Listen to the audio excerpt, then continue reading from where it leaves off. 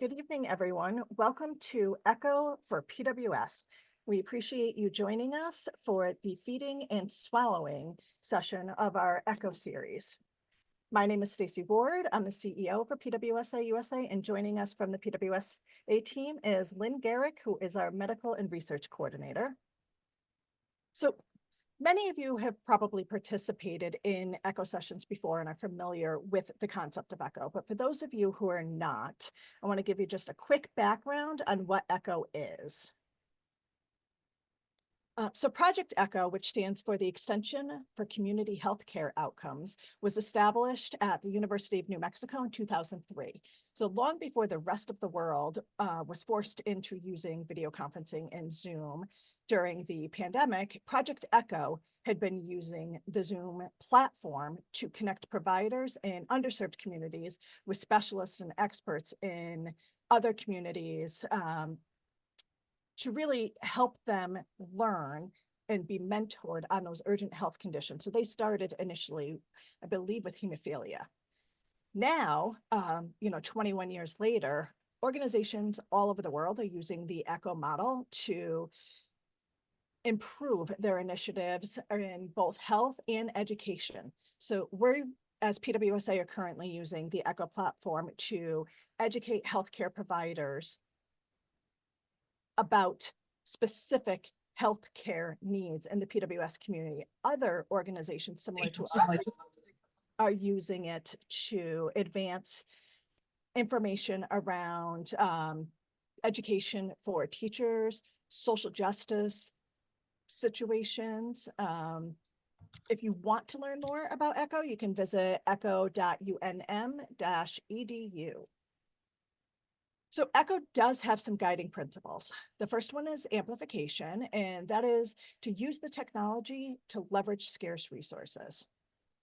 The second is to share best practice to reduce disparities, and whether those are disparities in care based on geographical location or other areas.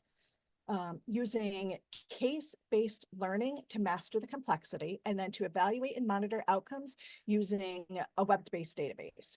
So as an ECHO participant, we will be entering unidentified information into that database that shares with Project ECHO the types of information that we are using to spread education around Prader-Willi syndrome. ECHO really stands on two things. They want to move the knowledge to the patients instead of moving patients to a physician. And then it's an all teach, all learn approach. So having said that, I'm going to ask that if you're a healthcare provider, I'd like you to enter into the chat your name, your specialty, and what institution you're affiliated with.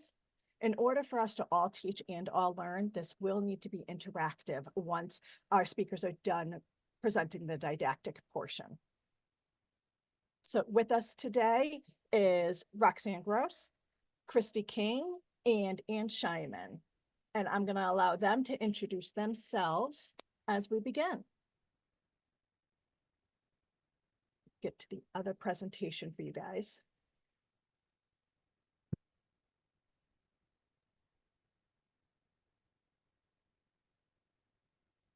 I guess I can go first. I'm Ann Scheinman. I am a pediatric gastroenterologist at Johns Hopkins Hospital, and I've worked with children and adults with Prader-Willi syndrome for more than 25 years. And I thank you for allowing me to present today, and I'll hand it off to my other colleagues. Okay, I guess I should have gone first. Sorry, I sat there. My name's Roxanne Diaz-Gross, and I had the good fortune of working on an inpatient Prader-Willi unit years ago when I was at the Children's Institute. And I also got to see a lot of outpatients at the time and conduct a research study. So currently, I am a consultant and clinical specialist for a medical company called Swallowing Diagnostics. And I did all of my PhD research in swallowing and dysphagia at the University of Pittsburgh. And I'm Christy King. I am a registered dietitian. I've been at Texas Children's for almost 20 years and have been lucky enough to work alongside Dr. Scheiman with our Prader-Willi patients. I am a clinical instructor for Baylor College of Medicine, and I'm excited to present today. So thank you very much.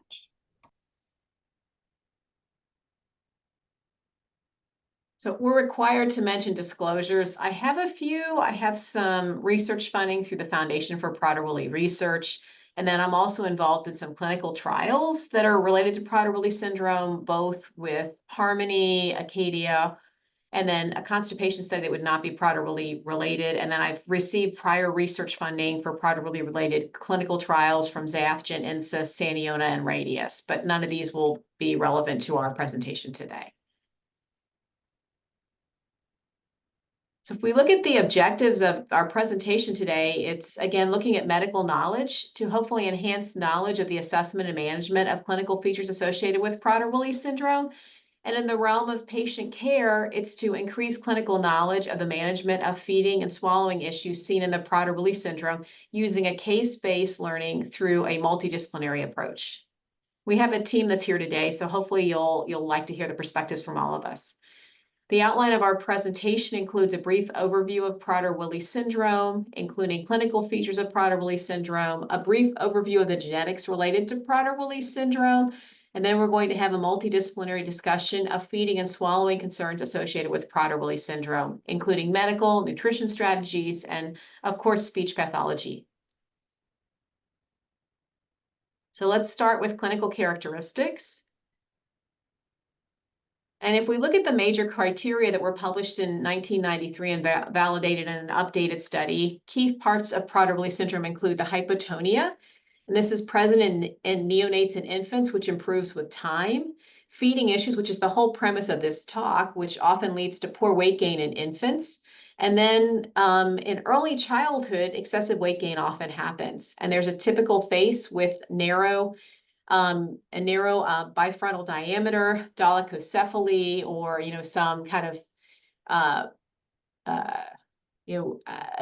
typical space where there is some kind of narrow, narrowing of the outside part, and then a taller head size.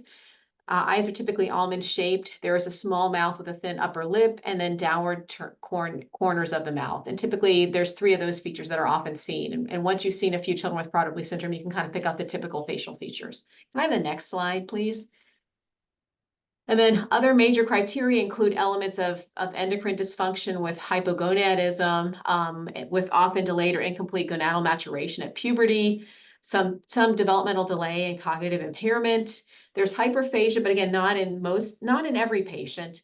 And then this results from a deletion of 15q11 to 13 or maternal disomy of that same area. And rarely it can arise from imprinting. If I can have the next slide, please. Minor criteria include fetal hypomotility, meaning decreased fetal movements in utero, lethargy as an infant, and a very weak cry, which would go along with the feeding issues. There can be characteristic behavior problems with sleep, short stature for the genetic background related to the endocrine dysfunction, small hands and or feet, and then hypopigmentation. Other minor criteria include a typical hand presentation with narrow hands with a straight ulnar border, esotropy or myopia. The saliva is very thick, and we'll talk a little bit about that during our presentation. I don't know if Roxanne will mention about speech articulation, and then there can be skin picking. These are all criteria that have been well published and characterized in Prader-Willi syndrome. The genetics, again, I mentioned there are 3 typical types. 70% of patients have a deletion of 15q11 to 13, the paternal copy. 25% have 2 copies of mom in that area, what's known as uniparental disomy. And less than 2% have an imprinting defect in that area of 15q, which leads to defective or absent expression of paternal genes in the PWS region. Again, turning off dad. Rarely there can be translocations and rearrangements that result in this occurring. And with the imprinting and the translocations, there can be this can be passed on. Otherwise, it's usually a spontaneous occurrence. But we're not going to focus on the genetics for the majority of this talk. This is just to give a little bit of an overview. Can I have the next slide, please? This is actually looking at the Prader-Willi locus, and if you look in red are the maternally expressed genes, and those would be turned on in Prader-Willi syndrome. And in blue are the paternally expressed genes, which would be not available in Prader-Willi syndrome, either because they're missing, or there's 2 copies of mom's chromosomes, or they've been affected by the imprinting center. If you have the opposite of this, you would have Angelman syndrome, and the imprinting center can affect either one of those. And these particular genes may play a role in some of the manifestations of Prader-Willi syndrome, especially the ones called the SNO RNAs. We're going to move to the next slide. This is just, again, a brief overview.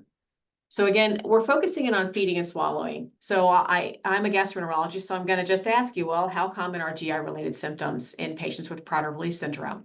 If we look at that, early feeding difficulties are very common among infants with Prader-Willi syndrome. I just mentioned to you that this is part of the major criteria for the clinical diagnosis of Prader-Willi syndrome, and that's actually how often infants with Prader-Willi syndrome are first picked up. They're very floppy, they are very slow to feed.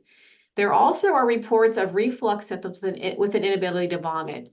There are some early deaths from aspiration in infants and young children. This could be related to reflux or swallowing issues. And then the problem with Prader-Willi syndrome in older children is that and in even younger children, is that there can be significant morbidity because of a very high pain tolerance.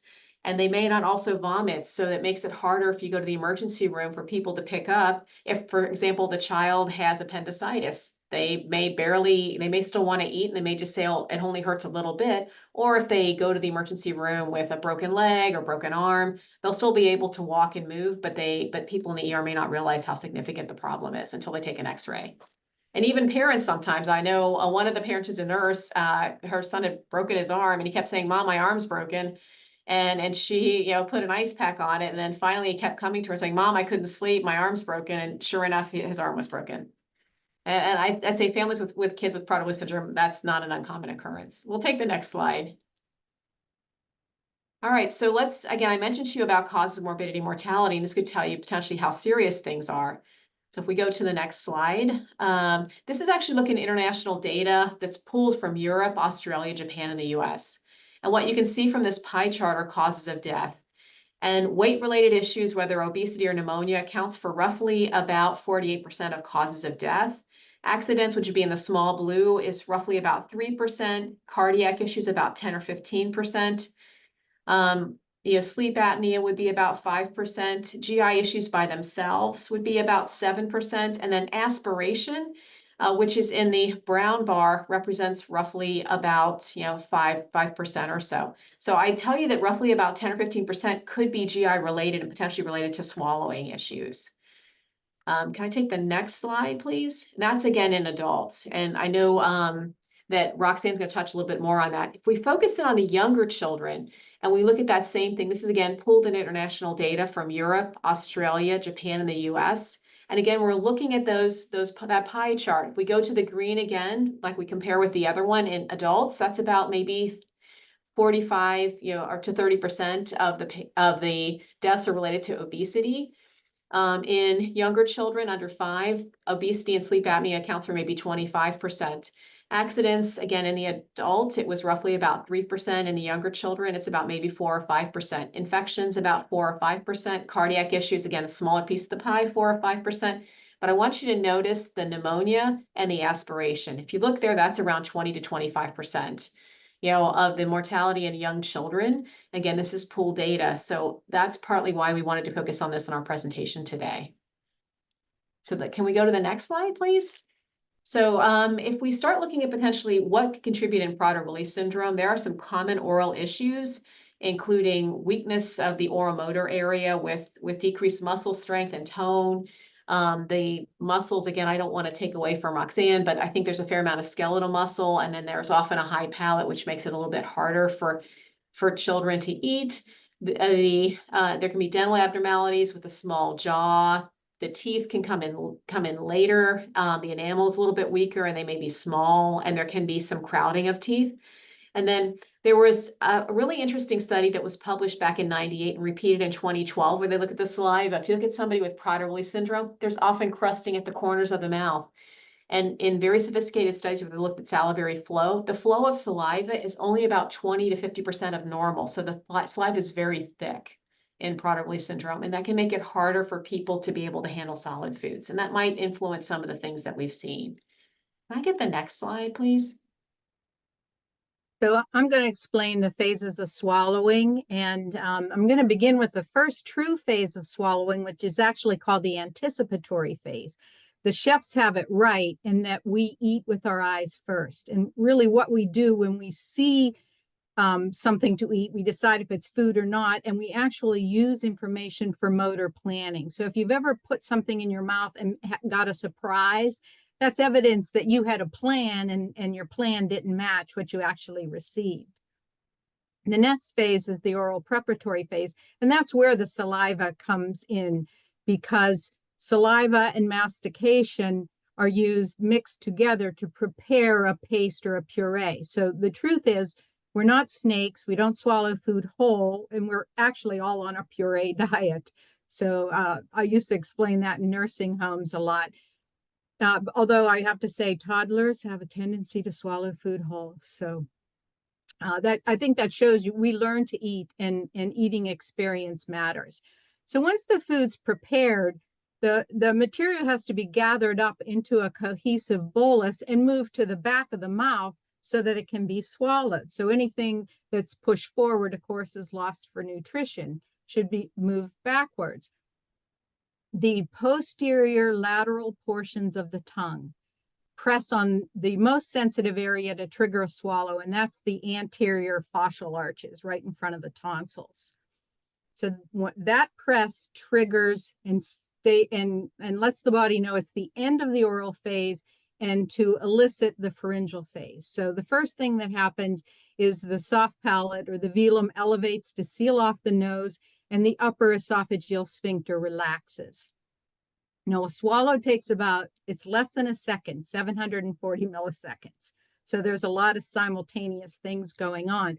But in the pharyngeal phase, the larynx begins to elevate in the superior and anterior direction, or up and out of the way. About halfway up, the true vocal folds close, then the false vocal folds, and it's actually, this is my epiglottis, it's actually the base of the epiglottis that contacts the joints that move the vocal folds. So it's a misnomer to say that the like the airways open and the epiglottis flops over. That's not true. The epiglottis actually can't move. It has no motor innervation. It has to be moved, and is moved by the biomechanics of the swallow. So as the larynx elevates, the epiglottis does start to in the upright position, shield the open airway by containing solids and liquids in the vallecula. So we have the larynx. The tongue base is the primary propulsive force of the bolus. So we have the tongue base and the food coming down, okay, inverting the epiglottis.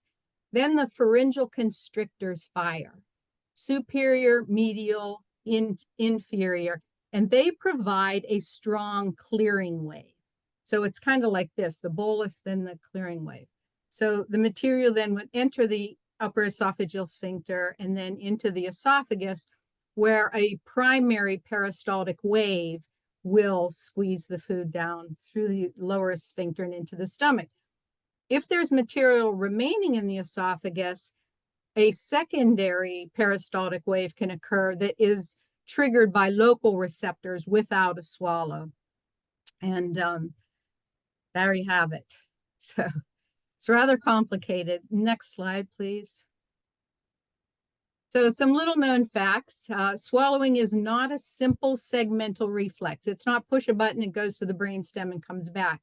Each swallow actually relies on sensory motor integration to produce a customized swallow. We know what we're swallowing. If you ever put too much liquid in your mouth, did you wonder, like, how do you know it's too much? Why do you divide it? It's because proprioceptors and sensoreceptors tell us it's too much and that we're going to choke. So I think that shows the importance of sensory innervation and information to the swallow, which is deficient in persons with Prader-Willi syndrome. And that leads me to the statement that the presence of a swallow does not guarantee the competency of a swallow. Just because someone's swallowing doesn't mean that everything's going where it should or going at all. In addition, there's little to no relationship between the gag reflex and swallowing function. And then finally, there is no such thing as pharyngeal peristalsis. To have true peristalsis, you need a circumferential tube. And in the pharynx, the front of the pharynx is the back of the larynx. So EMG data shows that, like I was saying, that the pharyngeal constrictor should come down and clear any remaining material. Next slide, please. So when I was working on the Prader-Willi unit, I learned that they were on altered diets because of the risk of choking and various things like that. And the widely held belief was that eating behaviors, eating too fast, eating too much, was placing those persons at risk for choking and aspiration. But it turns out that there's another component to that. So we did receive funding from PWS USA, because I had the question, what if they have dysphagia? So in this 2017 study, we enrolled 30 persons ages 5 to 35 and gave them cookies and thin liquid under video fluoroscopy. And we found, in fact, that there was disordered pharyngeal and esophageal swallowing with disturbances in timing, clearance, and coordination of swallowing with the respiratory cycle, meaning that they were inhaling after the swallow instead of exhaling after the swallow.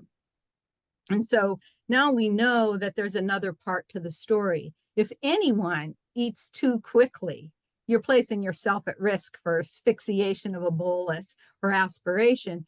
But if you have dysphagia and you're eating too quickly, then the risk goes up, I would say, exponentially. The same year, a study came out that'll be discussed later on in our presentation that showed silent aspiration in infants, which again is subclinical, no symptoms. Looks like they're swallowing fine, but they're not. Next slide, please. So I think we're going to just change gears. We want to give you a case. So we wanted to talk about, our first case is an infant with Prader-Willi syndrome, who was a 3-month-old who had recently diagnosed Prader-Willi syndrome, and the infant was seen about maybe 8 or 9 months ago due to feeding and growth concerns. The diet, the parents reported, was they were feeding him breast milk fortified with formula powder, 90 mLs every 3 hours, and this was between 6 a.m. to 9 p.m. And when you observed the child in the clinic, there were very significant respiratory symptoms, stridor, and then there was marked arching with feeds. The child looked very uncomfortable and looked in distress when we watched the child feeding in the clinic, to the point that we wanted to check a pulse ox while the child was feeding, which, really raised concern about the safety of swallowing. And we were, surprised that the child had made it to 3 months of age, with this type of swallow. Can we go to the next slide? Yeah, so we recommended, of course, we recommended a swallow study, and then, had recommend to kind of assess, with speech pathology, and then some nutrition recommendations were given because of the poor growth.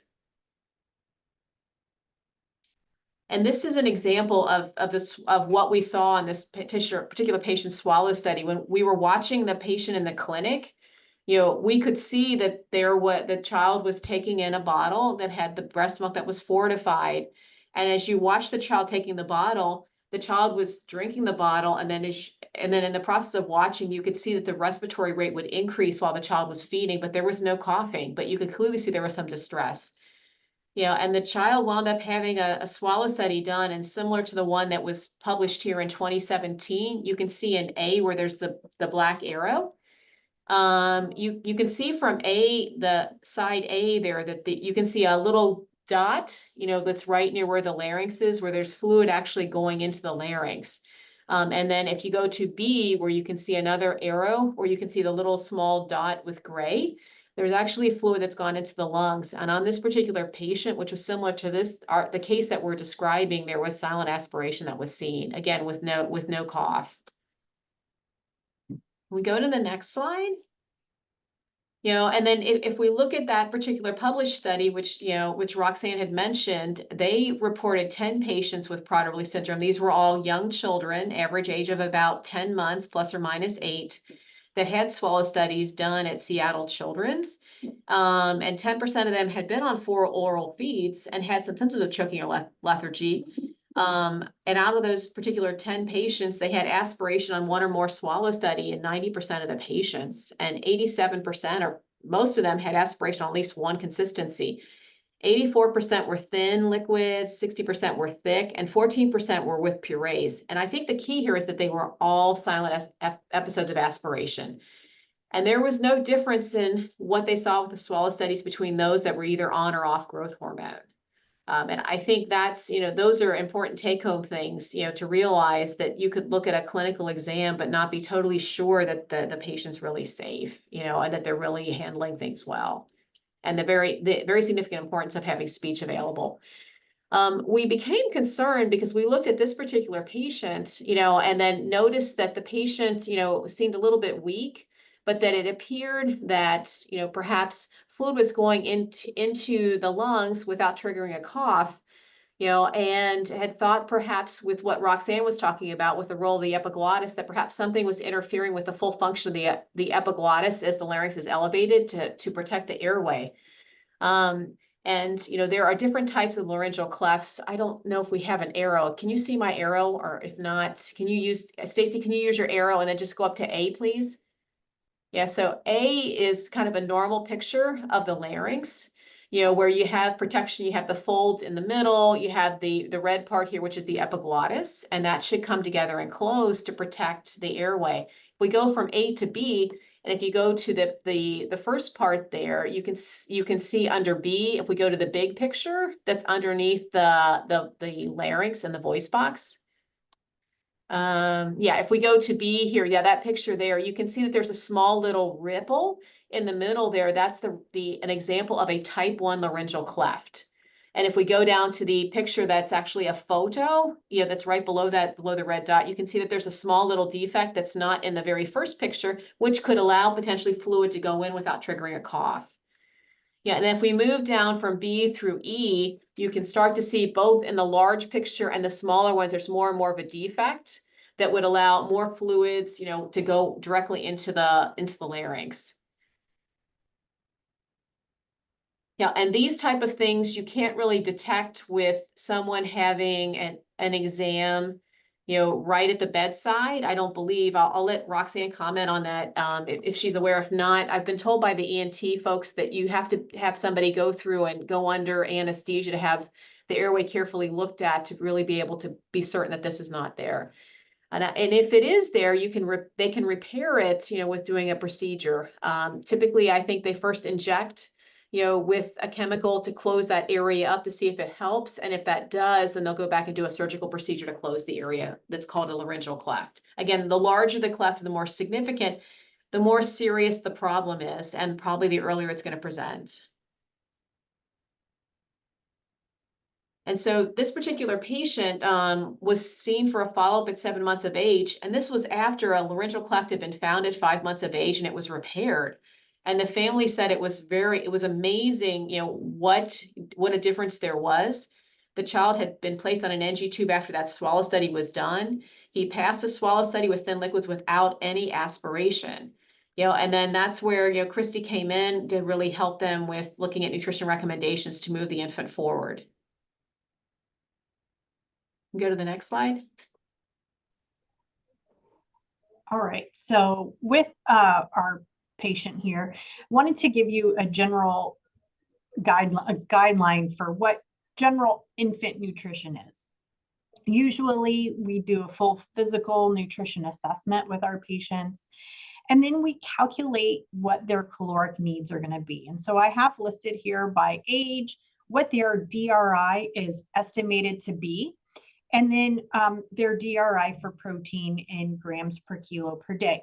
This is just an estimate, and typically for a general healthy child, so kids that are hospitalized or have other medical issues, their requirements may be higher or lower. But really, when we're working with a patient that's suffering from faltering growth or faltering weight, usually they require much higher calories. So this is a good baseline for us to start. And we want to calculate their catch-up needs at the 50th percentile weight for length for an infant. So just going right to that weight to length on the growth chart, finding 50th percentile, and that would be their ideal body weight. Next slide, please. So methods in providing nutrition would be PO or an NG G-tube. You could do PO plus an NG or G-tube feed. So they could be taking, maybe they're cleared to take some foods by mouth or some formula or breast milk by mouth, but they just can't take enough. And that's where we might need to supplement with the G-tube or with an NG. And then we've got just strict NG or G-tube. And then when it comes to what do we feed them, that's the question. If we have EBM available, we definitely encourage the use of EBM, whether it's moms or donor, depending upon what's available. And then we have formula. And when it comes to formula, there are different types of formulas we can use. There's a standard intact protein formula, which is run of the mill on the shelf. There's hydrolyzed, where our proteins are partially broken down. So I think of standard formulas as a big strand of pearls is what our protein looks like. The hydrolyzed are chunks of pearls. So, maybe 3 or 4 pearls together. And then we have extensively hydrolyzed formulas. And this is where our proteins are the single amino acid pearls all throughout. So it's very uniformed all throughout. And the thought is the extensively hydrolyzed is hypoallergenic and tends to be easier for patients that are having medical issues or allergies to absorb and to utilize a little bit better. Next slide, please.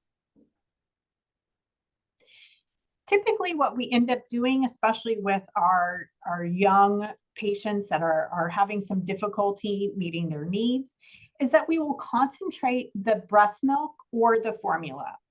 And I listed here some pretty simple, easy go-to tidbits that you can use. So if we're using formula, if you use 90 mils of a standard formula that you make, let's say it's, one brand or the other, it's standard formula.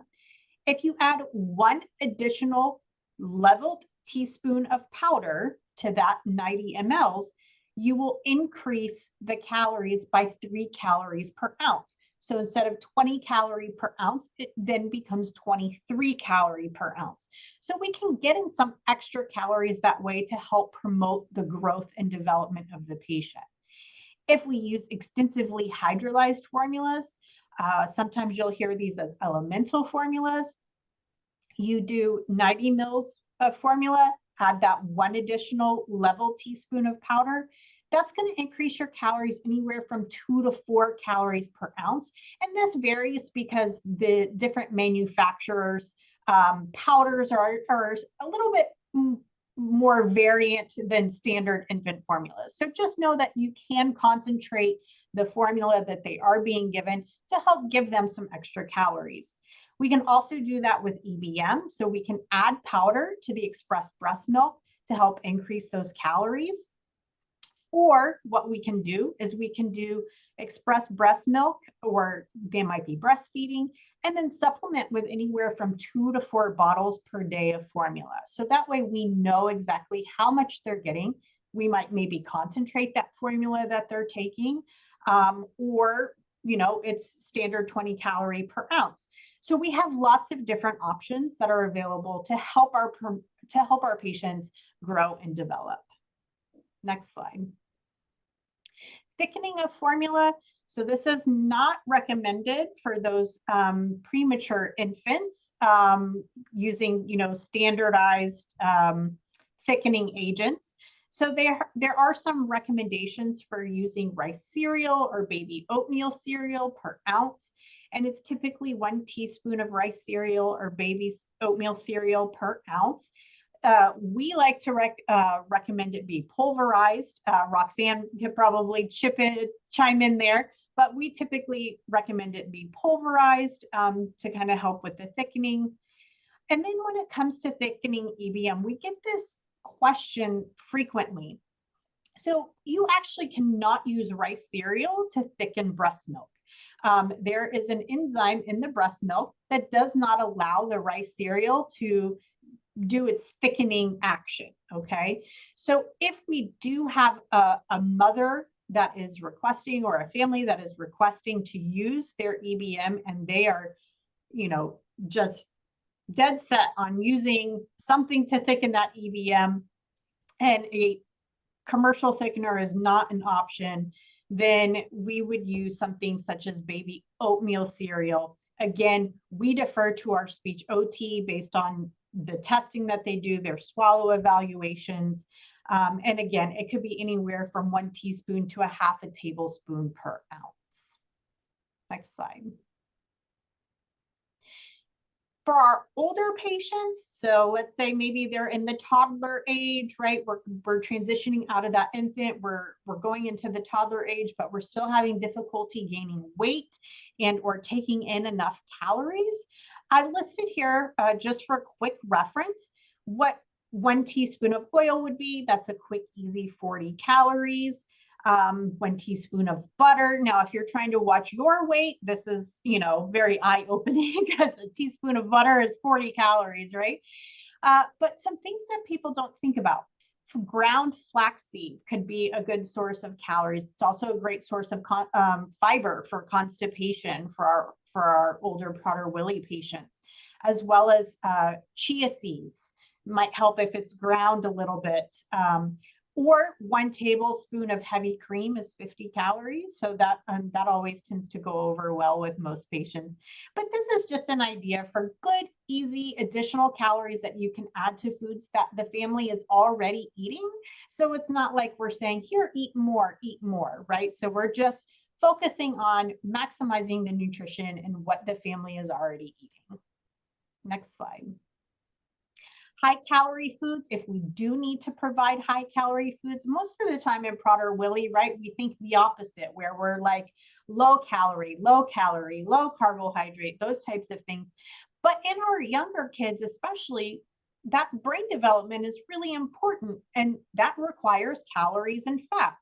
So some high calorie foods that are still going to set good eating behaviors for those families going forward. So when we do have to transition to lower calorie foods, it will be a fairly easier transition instead of going from something such as fast food to just straight grilled plain something or other, right? So these are healthy foods that tend to be higher in calorie, but also give us either good protein, good fiber, so cooked beans, eggs, meats, using that 4% cottage cheese. You could do nut or seed butters, lentil, summer sausages, starches. I did put the frosted wheat cereal in there, but you can use the unfrosted. Mashed potatoes, those are things we easily can add in those oils or butters if we need to, soft cooked grains, and then other avocado. Here in Texas, we love our avocado and guacamole. So avocado is always a good choice. You could do mashed squash, again, that chia and flaxseed. I did put down here a peanut butter dough. I like this little recipe. It's 1 tablespoon of peanut butter, 1 tablespoon of non-fat dried milk powder. All you do is mix it together and make it a dough. You can sweeten it with a little bit of honey, but you can make it into cookie shapes. So kids tend to really like this a lot. It's high in calories. Obviously, we don't want to use this if we have allergies, but it is higher in calorie, but does also provide them some extra protein to help with that nutrition need. Next slide. And then that transitions us to the low calorie. So as we go through this nutrition journey from our infant that might be failing to thrive for various reasons, all the way to our low calorie, we want to closely monitor the anthropometrics, really looking at, weight, height, BMI, clinical signs. shift the family mindset, talking with them, with the medical team as far as how maybe, now it's time to switch from this high calorie focus to let's start gradually transitioning to more of a more, long-term healthy diet. Aim for high protein, low carbohydrate. Example, grilled chicken, a third cup of potatoes, green beans, and water could be a great dinner or a great lunch, especially if that chicken is seasoned well. Water, sugar-free beverages, non-fat milk is what we're aiming for.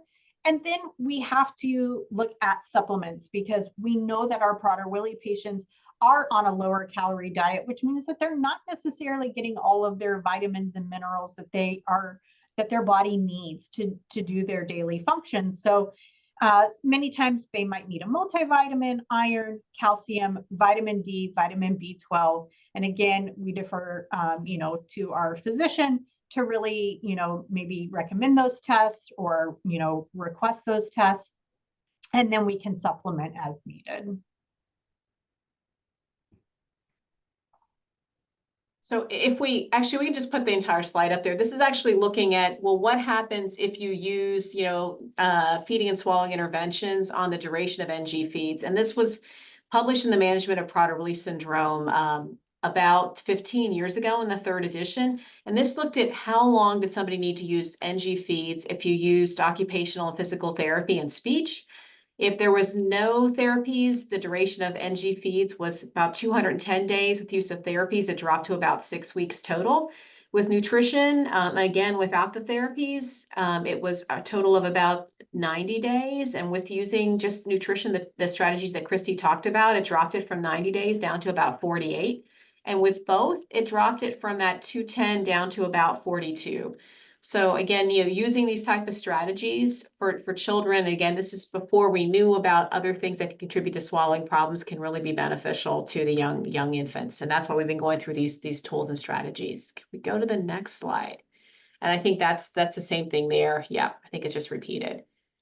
All right, Roxanne, please help us with the older child. Okay, this is one of our study participants. He's a 13-year-old male, no swallowing complaints. UPD, he was on growth hormone, he had a normal BMI, and enrolled as a volunteer. This is a lateral view, so air is white, and you can see the trachea there in the front of his neck, and you can see the bones in his neck just to orient you, and I hope you can find his teeth and jaw. So when he's going to be given a cookie to chew and swallow, and in a typical swallow, there would be nothing left, if a coating at the most. So this child was diagnosed with rumination. And so let's let the study run. I hope you can hear the audio on it.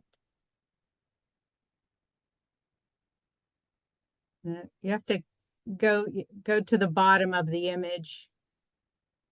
Go to the left, it should pop up.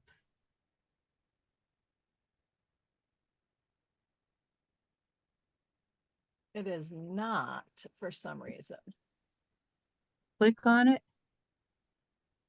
Let me try to turn off the. You want her to click on the image? Yeah. No. No. You may have to change back to your arrow instead of the pen or the. How do I do that? Yeah, that's true. Go to the regular cursor. Just unclick it and that should work. Like. Nope.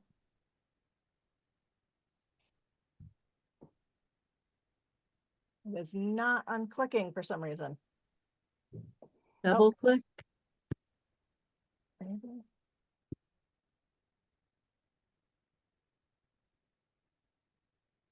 It doesn't give me. Does the thing at the bottom where it shows a camera do anything if you click on that? Yeah, if you go back there, it looked like you had a camera that popped up. It turns my camera off, I think. What about the 3 dots? Will it let you do anything? Display settings, arrow options. Hidden? See what happens there? Nope. That is not what I wanted. You want me to try to screen share and play it through mine? Yeah, you can try. All right.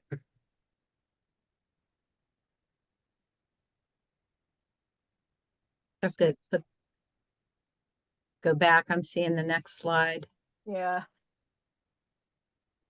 Are you seeing it? Yeah, and off. Go ahead, put it on. Recording. I'm not seeing it. Oh, This is the spontaneous. Yeah, I'm not even. wait, here, share. Nope, it's playing. Let me.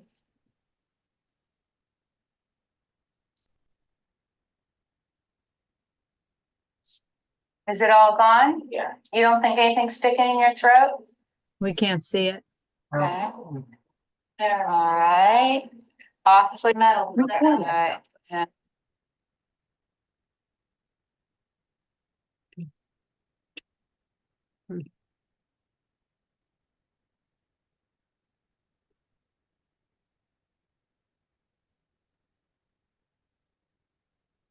Can you see that?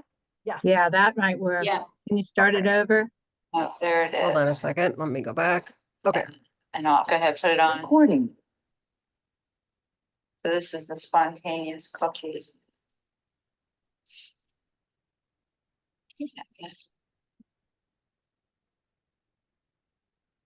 You see, he swallows, less than half goes into the esophagus. Is it all gone? Yeah. You don't think anything's sticking in your throat? No? Okay. There. All right. Awfully metal. Recording. All right. Yeah, there it is. So, okay, I'll bring that back up. Recording. Okay, turn it on. Bring it back outside. Okay, well, I'm just thinking it's coming from the esophagus. Can you bring it back up, honey? Off, please. What do you say? Just wanted to see. Do you feel anything sticking? Can you bring that back up? Okay. You know what I think? Wait, it comes up easier. Turn on, please, if we have the time. So he's going to take a drink, which was part of the protocol. Just take one mouthful then. One That's mouthful, it. buddy. Good job, good job. Okay, one mouthful of liquid. So in this video, I know it might have been kind of confusing, but you can see that he swallowed. I asked him if it was all gone, and he said yes.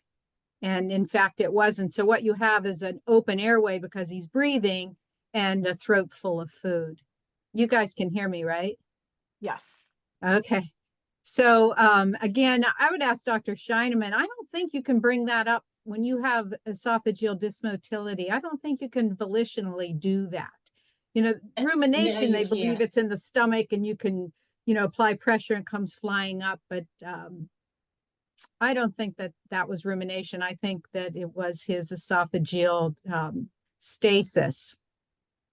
So could we have the next slide? I don't see any slides. You want me to screen share, Stacy? Oh, I'm so sorry. I thought I was. There you go. Okay, next slide. So what we found in that study was they were given randomly cookies and drinks, and we found that when a 10 cc liquid followed a solid bolus, it cleared the pharynx and it cleared the esophagus. So we started to institute that in our swallow studies as a compensatory strategy. And eventually it became what we were using on the unit. And one of the nursing assistants came up with this awesome storyboard to help train staff and to train patients and families.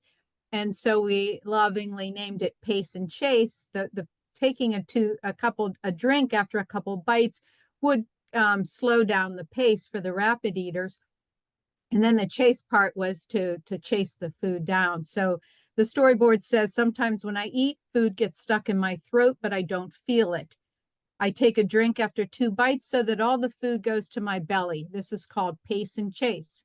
People remind me to take drinks. They care about me and want me to be safe. I ask for water when my first drink is empty. And at the end of my meal, I drink my flush to make sure that there's no food in my throat. And we found this to work very well. And they really look forward to the flush because that was the flavored drink, but it gave us peace of mind. So this should be available to anyone who wants it. Next slide, please. The reason that we're focusing in on that, and I agree with Roxanne, rumination is when you can use the breathing muscle, the diaphragm, and you can contract it to actually bring food up from in the stomach. But with what you could see with the patient she showed, I would agree that that's, just poor clearance from the esophagus. And that poor clearance is, especially just like Roxanne said, can lead to choking and Prader-Willi syndrome. And there are things that predispose to it. Patients with Prader-Willi syndrome have hyperphagia, they'll forage for food. And if you look at the ones that have, 25% of the ones, that had a choking episode were food stealing. We talked about, the issue with thick saliva when the patients with Prader-Willi syndrome are first born. It's still there when they are adolescents and adults. The pharyngeal muscles are a little bit weak, and then you clearly saw from what Roxanne just said, there's stuff sitting in the pharyngeal area and the esophagus that they aren't even aware is sitting there. And you could also see from the swallow study she just showed that there is not full transport of solid food. And one of the other things that we didn't hint on, but for some of the patients that had significant choking episodes that were reported in an autopsy series, some of them had reflux or inflammation in the stomach. So they already had then some irritation to the esophagus that also impacted on how they were able to clear things out of the esophagus and how well it worked. So again, interventions, I think Roxanne talked about one of the best ones, but I think it's also worthwhile in group homes to make sure that people are trained in how to do the Heimlich maneuver, at group homes and also in the house, and then, trying to limit the ability to sneak food, to make sure there are supervised meals, throughout the day, both at home and school.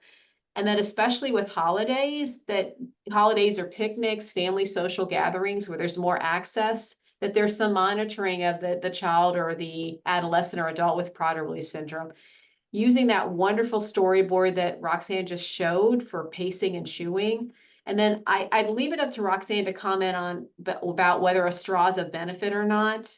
And then I was just going to mention that you should treat reflux or gastritis if it's present. What do you think about using a straw for Prader-Willi patients?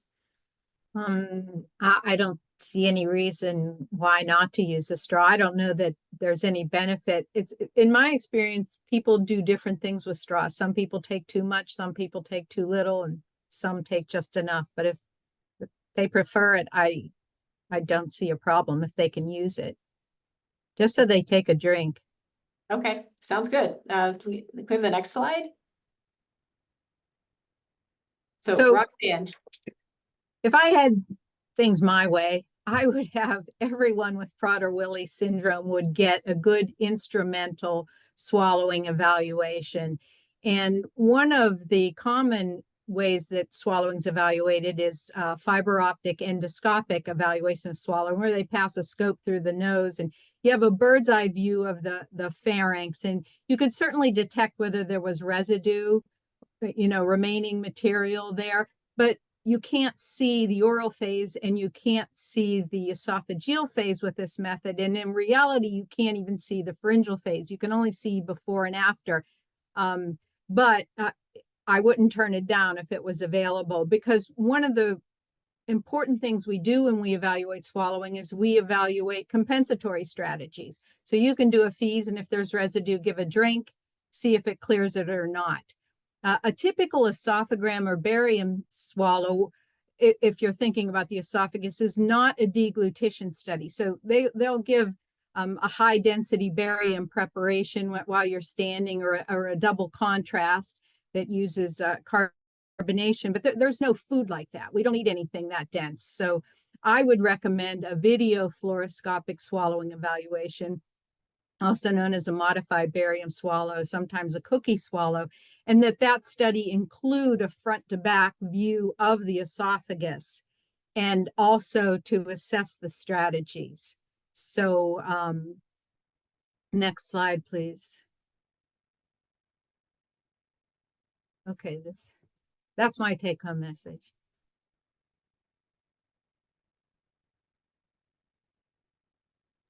I think the key points from our presentation today is that hopefully you're seeing that feeding issues are commonly seen in infants and require a team approach for assessment and management, with the importance of a speech pathologist, having a gastroenterologist or ENT, along with the pediatric dietitian to help, best navigate through to make sure the child grows well and is safe. And that these swallowing issues, I think Roxanne really showed you, can persist beyond infancy, and the importance of a swallow study using pace and chase, and then consideration of using the Heimlich maneuver. And we want to thank you all for your attention.